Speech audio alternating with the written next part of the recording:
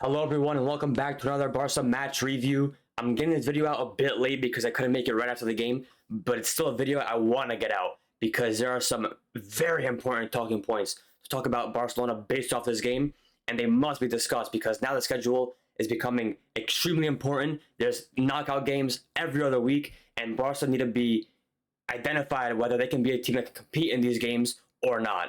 So let's get right into the stats of the game over here and discuss it.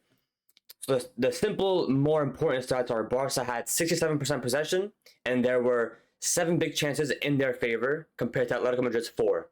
Now, if you actually watch the game, clearly the first 2 goals that Barca conceded were the result of a lack of intensity from the start and a lack of focus, because he conceded 2 very early goals, and it was 2-0 to Atletico Madrid by the 6th minute. So that's already poor enough. And fair enough to Barca, they did well to turn it around.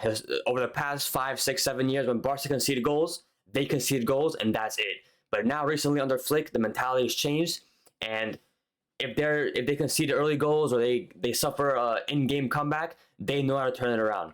Once Barca conceded those 2 goals early on, from the 10th minute to the 85th minute, it was pure, utter Barcelona domination, as in Atletico Madrid did not even touch the ball, let alone enter Barcelona's defensive half.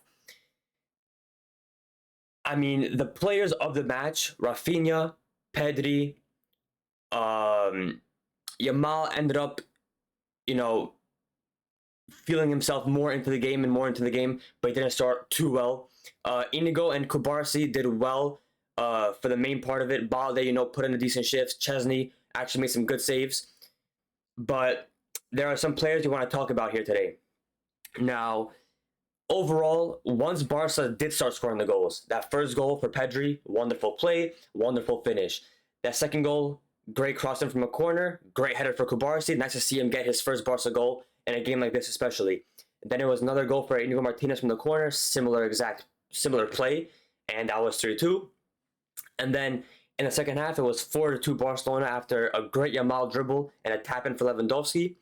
And then after that, it was just Barcelona throwing the game. Now,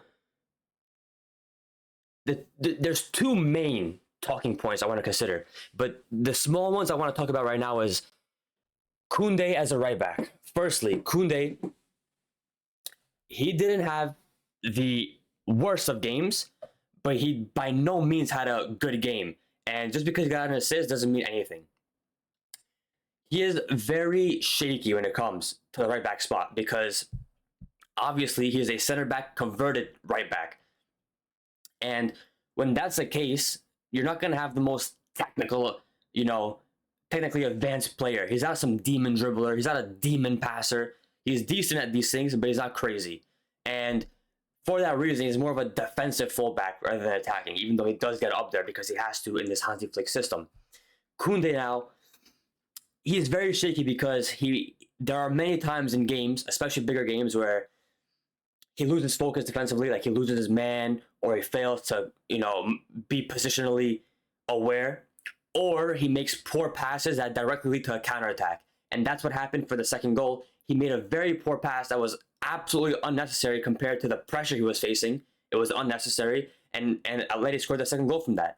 Koundé has to improve with focus because he's a player that has shown numerous times this season that he loses the focus, and that cannot happen in the big games. In the UCL knockout stage, it doesn't matter how good you can be, and it's a shame that this is the case, but you can't lose to teams that are simply not even near or close to being better than you, which is going to be the case with Benfica compared to Barcelona, which is going to be the case with most teams compared to Barcelona. Atletico Madrid have shown it. They have not been better than Barcelona this season or in the games that they've played against each other. It was just a result of them capitalizing in moments and being more focused defensively. And we're going to talk about Barca's defensive, lacking. That's going to be a bigger part of this video. But overall, Koundé needs to improve. Another issue is the player who plays next to Pedri, because both now De Jong has started getting, picking up form a little bit. Obviously, he was a very poor player before, and once he came back from his injury, Flick, started working with him and he got a bit more into things. Now, both De Jong and Casado are going to be the players next to Pedri. Pedri is a starter, no doubt. He is not only the best midfielder in the world, he is currently the best player in the world. I don't want to hear GA stats. I don't want to hear, who scored more goals, who did this, who did that. If you watch a sport, Pedri's the best player in the world right now. Better than Salah, better than Rafinha, better than Yamal, better than Haaland. Doesn't matter who it is. Better than Bellingham, better than Vinny. He is the best player in the world right now. He's too good at what he does. De Jong. Firstly, De Jong. The issue with him is that he's not a player that gets stuck in defensively. And he is also, like Koundé, positionally unfocused. Now, I'm not going to purely hate on De Jong because I've done this in the past. And I'll be fair to him, he's getting back into things now. But these are the two issues with him. He's not the strongest defensively. And if you're going to have a pivot like Pedri, who's not a pure defensive midfielder, the other defensive midfielder simply has to be at least stronger defensively. And this is not the case with De Jong. He's not the worst, but he's definitely not the level you want him to be at. And secondly, he doesn't circulate the ball as fast as he should. Now, this has been the case with De Jong historically, and he is getting a bit faster with it recently, but overall, he should be circulating the ball faster, even though that's not the main issue of yesterday's game from him. So De Jong could have done better, but he didn't play poorly yesterday. This is just a main thing that Barca need to discuss with him. Another thing is Casado. The issue with both of Barca's pivots is that complement Pedri is that they don't encompass everything they need. The issue with Casado is that, yes, he has what De Jong doesn't have, which is he gets stuck in defensively. He's a better ball winner. But Casado isn't the best passer under pressure. He's good at finding through balls, but under pressure, he's in the best passer. And that's going to be an issue if they do face high-pressing teams in the Champions League. Although he will provide good ball-winning ability, he will not be the best that they need or can have there when it comes to getting the ball out of pressure with passes and, getting around players. That's going to be solved by Bernal when he comes back from the ACL injury, but that's not the case for now. Olmo didn't have a great game yesterday, but he didn't, he wasn't a liability. He still did decently, but he just didn't have too much of an impact. Now we're going to get into the two major issues of Barcelona for this season and yesterday's game. Firstly, the major issue, and this is a major issue, is Barcelona's number 9s, Ferran Torres and Lewandowski, both these players. Now, I don't care how many goals they score. I don't care how many assists they get. Both of these players are Barcelona's current number 9s, and Barca do not have another number 9 in the squad that can even hold it down to this level. Pau Victor does not have the experience. Fati is washed. There's nobody else. Olmo can play false 9, but he's not a number 9, so you're not going to consider that. The issue with these two strikers is that they provide next to nothing, and I mean next to nothing, outside of the penalty area. Because historically, in Barcelona's most successful periods, or just periods when they were winning in general, Barcelona's number 9 was a striker that could actually get involved outside the box, was very good at it, and provided an asset, provided an option to get out of pressure and build up. Suarez could do it. Eto'o could do it. R9 could do it. Stoichkov could do it. Romario could do it. All these players, and there's probably some more that I'm missing, were very good with the ball at their feet, and they weren't liabilities.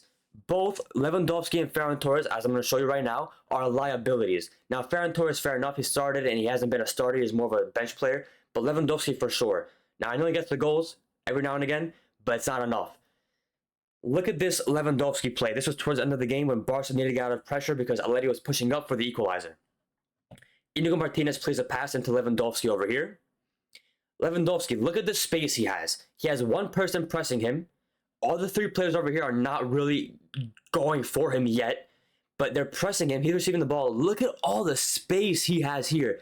This is acres of space. And Lewandowski currently here, he's in the half space of the pitch, the left half space. Next frame.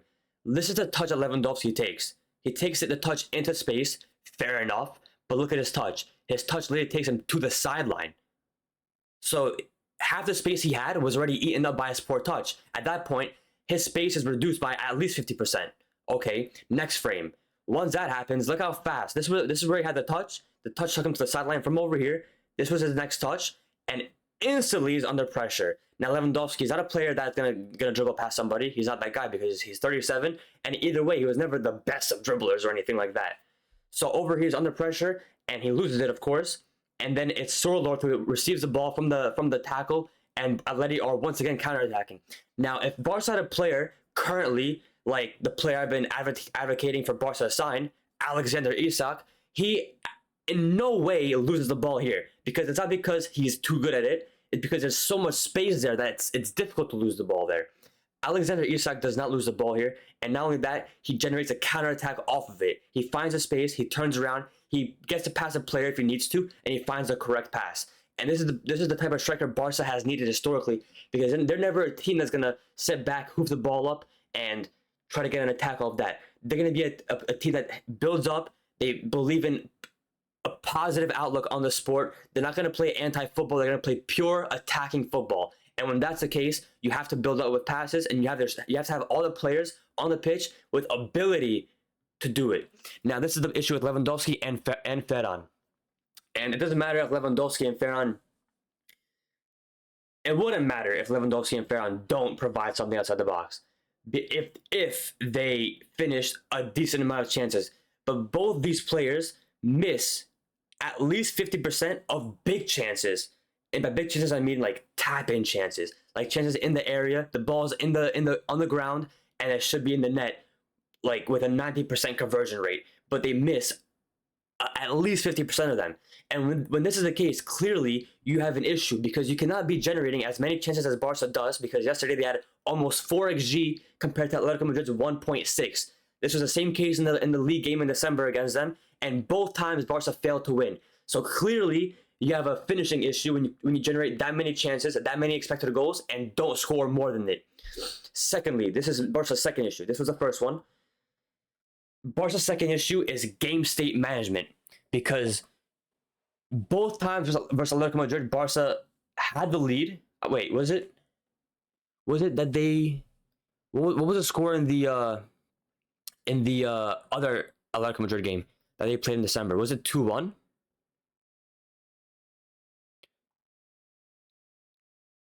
It was 2-1, because Barca scored early with Pedri, and after that they lost 2-1. So it's Barca's game state management, and both times it was shown versus Atletico Madrid. Now the issue with this is that it comes down to Hansi Flick, and this is one of the things Hansi Flick has to improve on, but it's one of his few issues. Now, Barcelona under Hansi Flick, everyone knows, plays supreme high-level attacking football, like pure attacking football, as in they're not that focused on defense. Their defensive structure is an offside trap and a high midfield net, if there even is one, which is really not. The issue with Barca's game state management is they see that they're 4-2 up against Atletico Madrid in the first leg of a knockout tie. So if that's the case, and the second leg is away, you want to have as much of a, lead as possible, whether it's 1, 2, 3, 4 goals, as much as possible. Barca see that they're 2 goals up, and they're still playing a high line. This should never be the case. I'm not saying to go into a D block, but at the very least, don't play a high line. Play a mid block. Drop the high line from here, maybe to this part of the pitch where the defensive line is over here on the lineup. Barca need to improve on this, because in the UCL against teams that do have technical ability and do press high, if you have the lead, they will press higher, and the high line will destroy you if that's the case. Now, both times versus Atletico Madrid, Barca know Atleti are not the best attacking team, because if they don't attack consistently throughout the game, then they're not the best attacking team. They're a good defensive team, but not the best attacking team. Now, for simply knowing that, Barca should have not allowed Atleti to have space, because at that point of the match, Barca was obviously fatigued from the whole pressure, and there was poor pressure on the ball. And when that happened, Atleti started finding more passes in behind. The offside trap was poor because everyone's tired and they're losing focus. And when that's the case, you have to drop the line deeper. Barca need to manage games better, because it's going to be a massive loss for them to gain leads in games, to put in all the attacking work on their opponent, and then end up tying or losing the games. And it cannot happen against these big games, in the important games of La Liga, where they need all 3 points in every game to ensure they win the title. It can't happen in the UCL, where they have leads and then they concede goals for no reason to lose the advantages, because it's going to end up biting them in the back. In the UCL, Barca's quarterfinal and semifinal opponents, both of those ties, if they make it, are away second leg games. that's a disadvantage already. They need to go into the second leg ties with as much of an advantage on goals as possible, and that's going to come down to game state management towards the end of games. Flick needs to improve on that, his defensive structure. Now, I'm not sure if he doesn't drop the line back because he truly believes in this offside trap, or because he himself knows his defensive tactics are not the best and they won't work. I'm not sure what the reason is, but it's got to be figured out and it's got to be tampered. For the first time in his career, Hansi Flick has to tamper with his defensive line. The subs, Gavi, he cannot play that number 10 role. He has to play in a pivot or like a bit deeper as a CM, as an 8. He is not a number 10 player here because he came back from a year-long injury. He doesn't have the full control yet, but what he does have is, aggression. At least put him next to Pedri as a ball winner. He's not going to be the player that's going to give you control yet. Maybe he's going to improve on that soon because of his form or whatever. But he's not number 10 yet, and he's being misused. Eric, whatever. Fermin, whatever. These are two players that are whatever. Fermin is going to be good for some games. He's not a player with a lot of control either, but he can cause chaos in the attack for defensive. He can disrupt defensive lines.